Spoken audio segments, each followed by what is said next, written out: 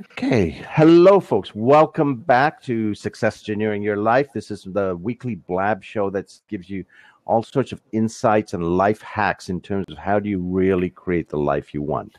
And my guest this week is Gertrud Kertsz, and I hope I'm saying that right, Gertie? The last? Yeah, you are. Okay. And Gertie was trained in homeopathic medicine, and she ran a holistic childcare center. Now she's a holistic HR manager in an organization. Can you tell us a bit more about what that's all about, Gertie? I sure can. So I realized that my calling here was to create more of a holistic environment for children and adults. So first I started off with children, and what I created is a holistic childcare. What that entails is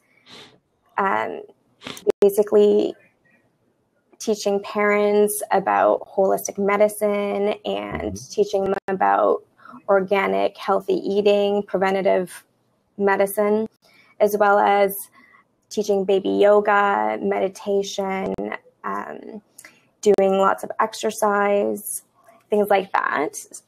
And then, so what I did is I took that and I brought it to my workplace, which we are a tech firm.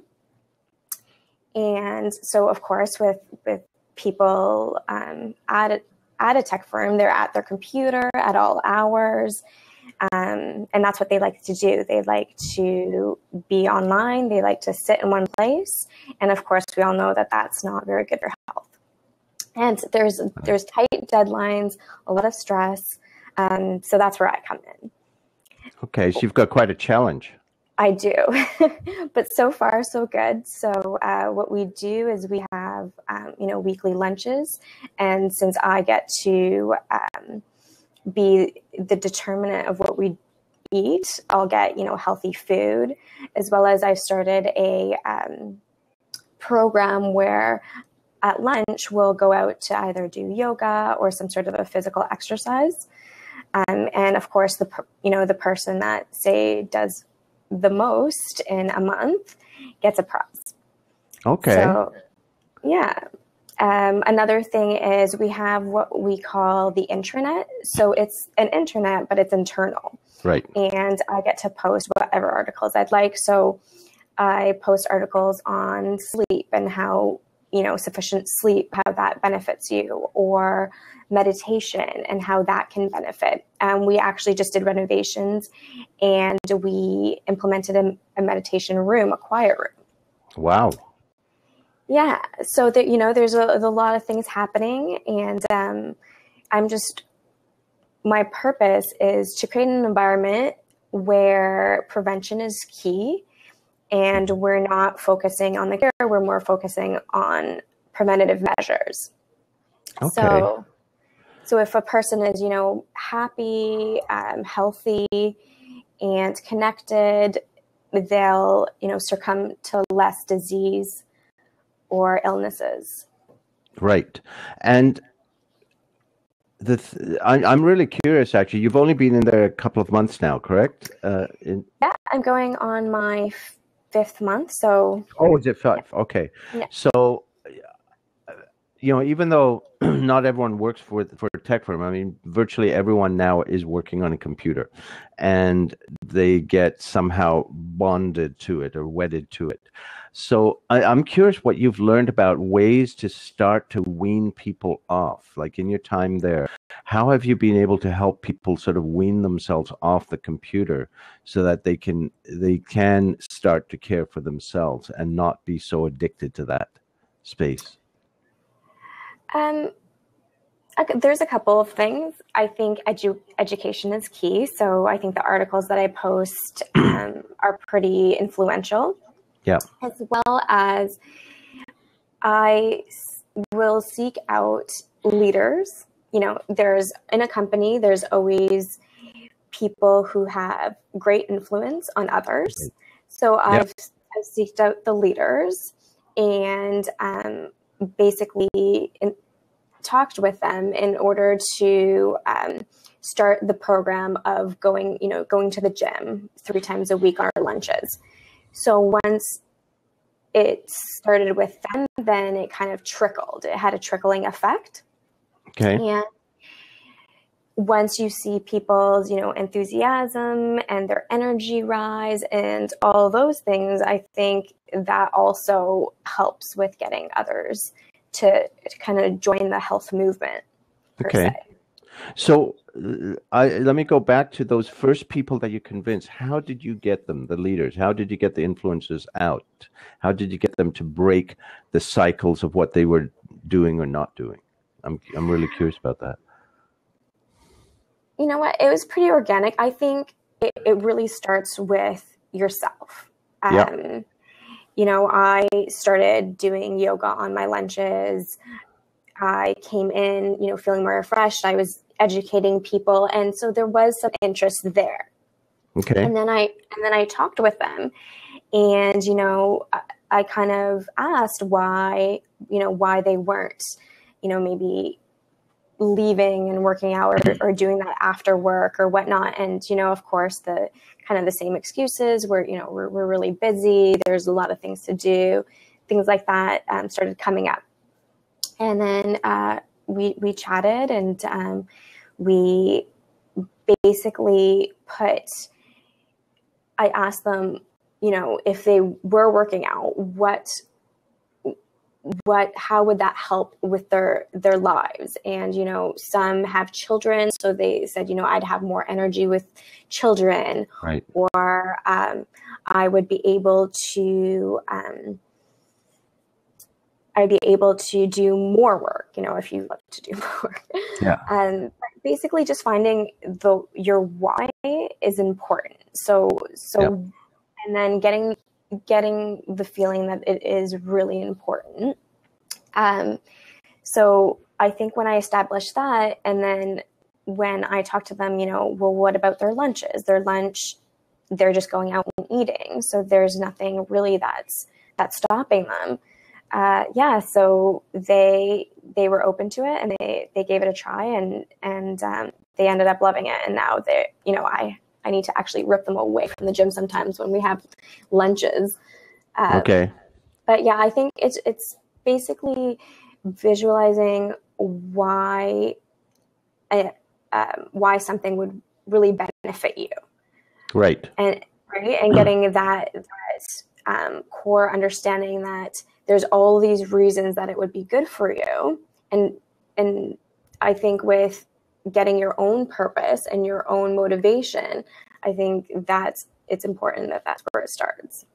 Yeah, and that's what I was wanting to get at, because for viewers, for them, it's how do you break out of the habit? They often know they should do this stuff, but it's to actually take action. So it's connecting to that why, that motivation, that source of whatever is driving them.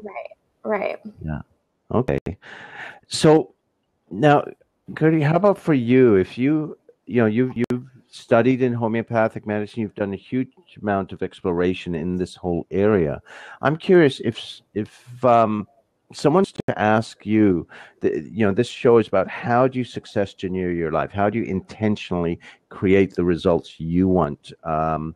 The systems, the habits, the processes that work. What have you discovered? If I'd ask you, what are the top 3 things that you've discovered to really success engineer the results you want? What would they be? Well, I mean, it's definitely been a long process, and I finally gotten a ritual that works. So like you were saying, success engineering, it's intentional. So you have to wake up and live with intention. And in order to do that, it's important to have in place some rituals which will set your maybe not so positive mind patterns into patterns of positivity, of alignment. So what I do, what's worked for me is when I get up, the first thing I do is smile. So that, I open my eyes and I smile. So you're already kind of training yourself to be in a good mood. Yeah. Then what I do is I actually do a meditation. So it ranges from 3 to 10 minutes, depending on, of course, how much time you have. And, sometimes it'll be a silent meditation, or sometimes it might be a guided meditation, depending on how I feel, like what I feel I need. Yeah. I also, when I do the meditation, I also have a vision board that I look at every morning. So if people don't have a vision board, I highly recommend it. Basically what it is you cut out different goals that you have in life and things that resonate with you. So I have that right by where I meditate. So I take a look at that first. And, I see what my goals are, what I want, how I want to live. I go deep inside, I meditate on it. Then, I go about my day, and I'll have times where, I'm going for a walk, or I have to, wait in a doctor's office. So, there's all this time where you could be bored, or what I do is I'll listen to affirmations. Okay. Which I do, well, depending where I am, repeat to myself. Yep. Because you want to embody these affirmations. So that's right. That's really important. And it's depending what I need. So, say I'm feeling not very financially abundant. So I'll find affirmations that have to do with financial abundance. Or if I don't feel very happy, I'll find affirmations on joy. So for me, that's a really great way to almost, hypnotize myself into getting what I want and changing my brain patterns. Because, at that point, I'm clearly, in lack. And so that just helps snap me out of that way of thinking. And then finally, what I do in the evening, which I think to me is the most important. So I'm not sure if you've read the book, The Desire Map. Which one? It's called The Desire Map. Mm-hmm. And what the book is about is, instead of setting goals for yourself, or you set how you want to feel. Because a lot of times we'll accomplish something, however, it doesn't make us feel the way we thought we wanted to feel by doing this. Yeah. Right? So I have set my 5 main feelings. Okay. Which my personal ones are joy, empowerment, soul alignment, deep connection, and abundance. And abundance to me means wealth, health, love, and giving. Mm-hmm. So those are my main 5. So what I will do at the end of the night, before I go to sleep, I will repeat all of these 5 main feelings, and I will go through my day and visualize how these feelings came up today. So, if I say joy, I'll think back to when I laughed, or when I felt joyous, or empowerment, what did I accomplish today? What felt good about that? Or soul alignment, I believe in healthy eating and meditating and exercising. So did I do those things? So I would remember how I did these things. Deep connection. Did I have a great, conversation with someone that went to a deeper level, like I'm having with you, Ravi? And abundance, in which ways did abundance show up in my life? Did someone buy me a coffee? Did someone, pay me a compliment? Or did, obviously just go through all the ways that I feel abundance, with my home or with my work. So I'll do that at night, just go through the 5 feelings that I want to feel and how it showed up in my day. And what I've noticed is that it shows up more and more each day. So basically that's my day. Those are my rituals, and they've been working wonderfully. You know what? There's a number of things that popped into mind there. That number one, there's simple things. You're Yes. not taking huge amounts of time. No. It's just what you choose to do with the time. Right. And, you go from the first one where you said you wake up and you smile. I mean, how many people do that versus go, oh my God, I got to get up. Right. And that automatically sets a tone for the day, just to take a moment and to do that. Right. Right. And Because you're and then, alive. I mean, that's another day. You've opened your eyes. You're alive, right? yeah. And yet most people start it with, oh God, I got to get up. Right. And it's a totally different tone to kick off the day. And then when you said about meditation, a lot of times people think, okay, if I got to meditate, I got to meditate for 20 minutes, 30 minutes, an hour. No, you said 3 to 10 minutes, Right. which is easy to do. Right. It's not like an hour meditation to kick it off. Exactly. And I mean, if people have trouble sitting in silence, that's why I also advocate for guided meditations, because it's a great way to direct your brain in a positive way. Well, and yeah. So And I know some people are, especially when they're starting off, I know silence is, and breath work can be really tough. So, starting off with maybe being guided, or sometimes I'll still go into being guided when that's what I feel that I need. Yeah. There's nothing wrong with that. Yeah. And it's, and the thing is, I think people need to be gentle with themselves, right? Because learning silent meditation takes time. It's a practice. That's why they call it a practice. Yeah. And they can't expect, after living a life of chatter, to simply go into that instantly. Right. Yeah.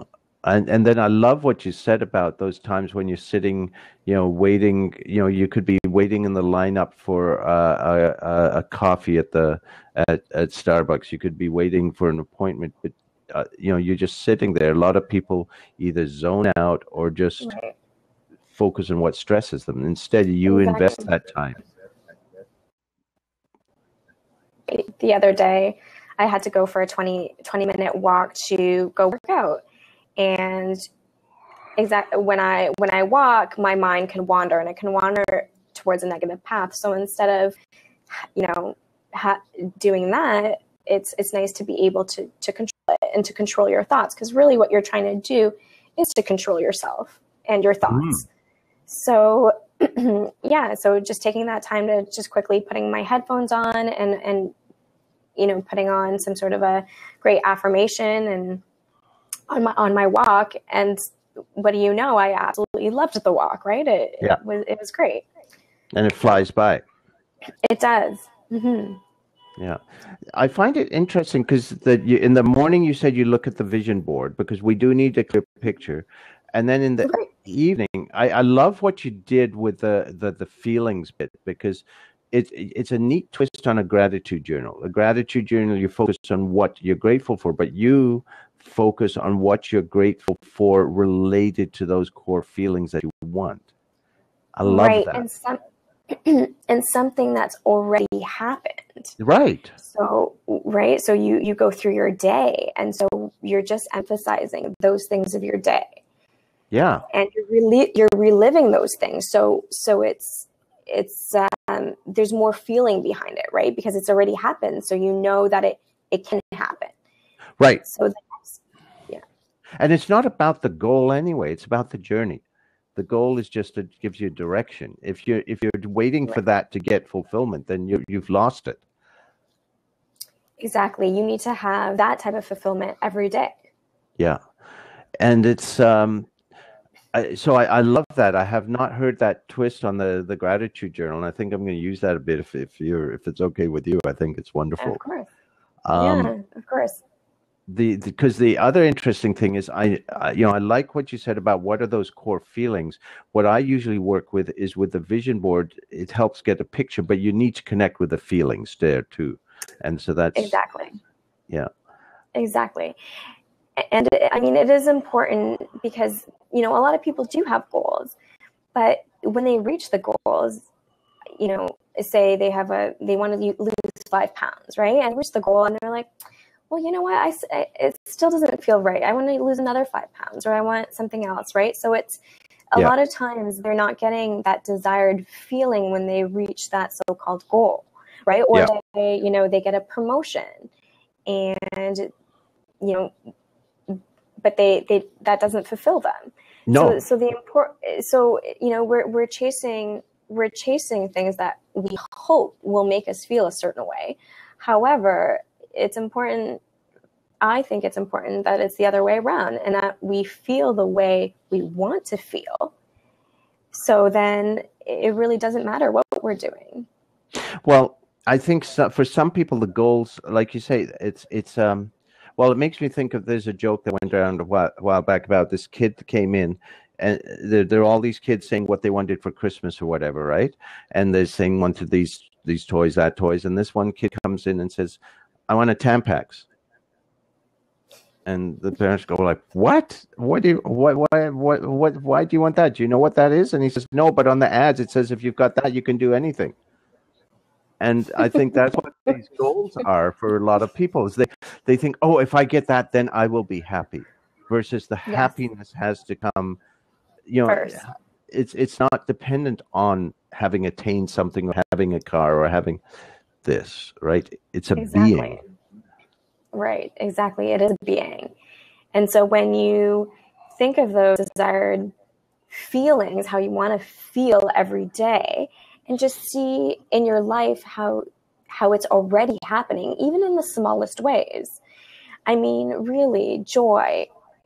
I mean, how hard is it to think back in your day when you experienced, when you laughed, or when you were excited over something, right? Or self-alignment. And I think too, a lot of people will go back on their day and pick out negative things, Absolutely. I should have exercised more. I should have given more. I should have done this, right? But going back in your day and not even worrying about those things, and going back in your day and just concentrating and picking out those times where you were aligned with yourself and your feelings, I think that that's so beneficial.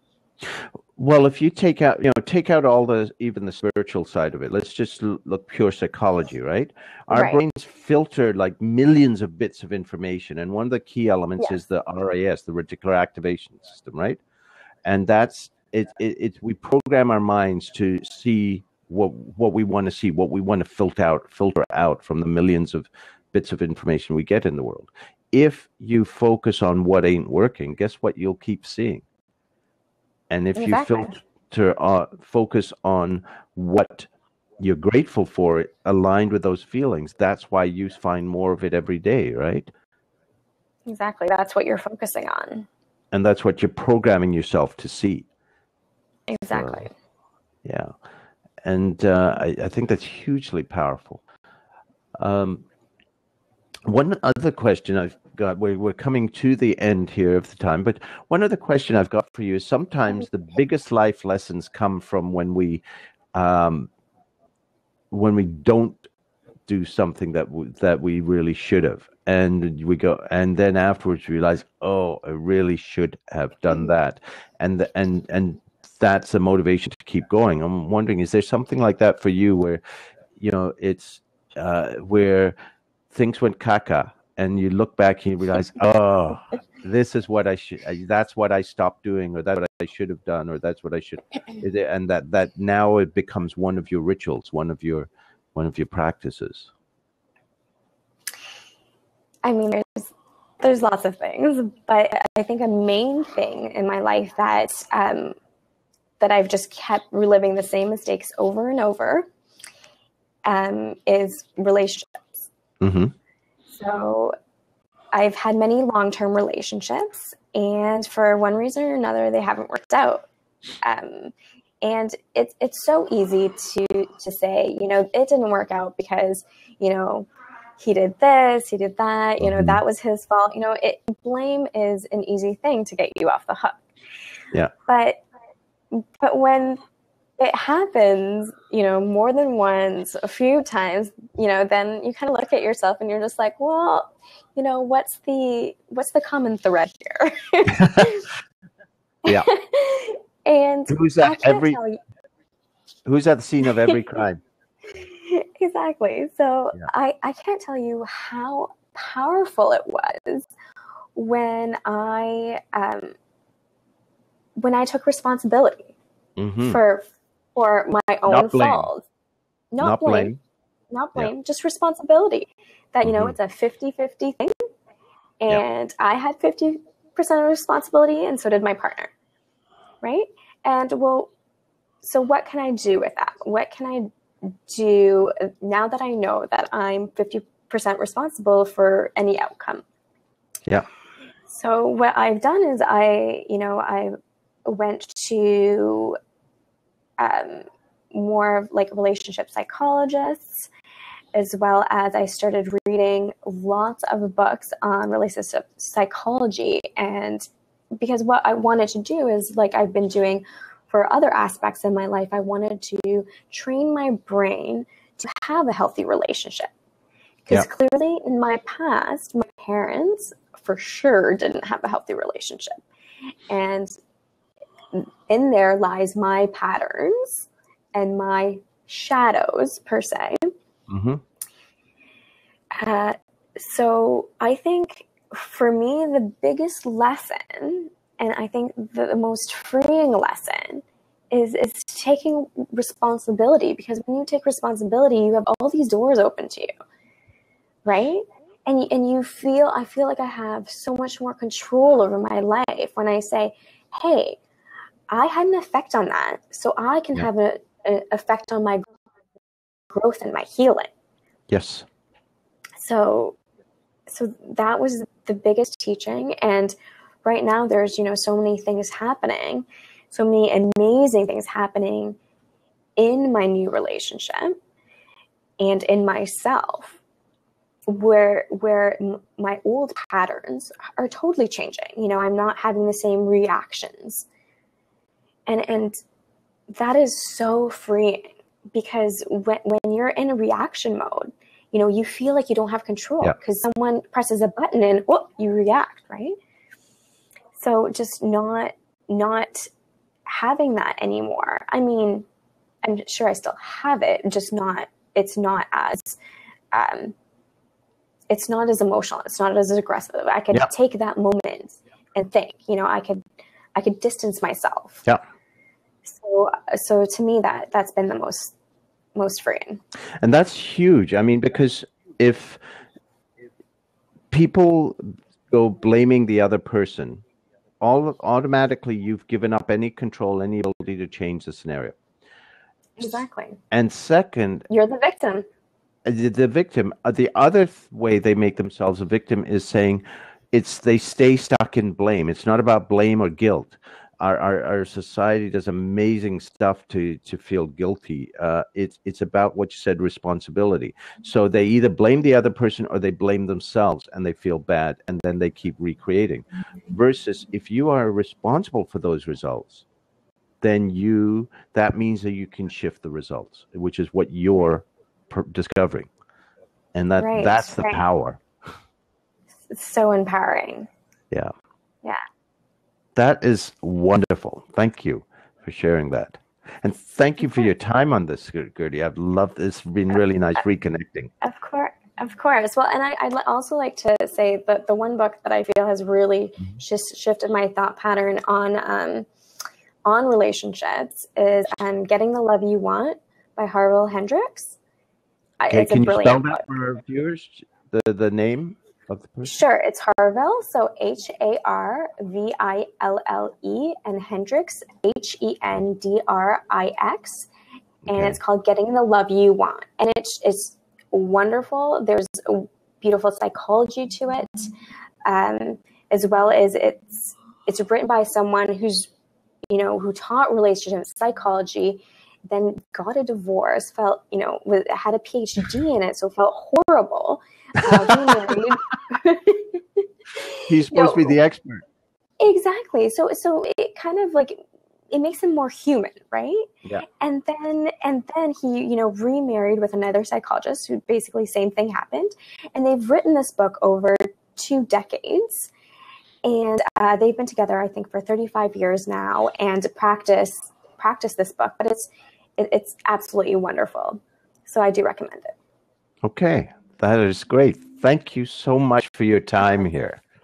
So, folks, this is just to wrap up the show. We'll be back next Friday, same time.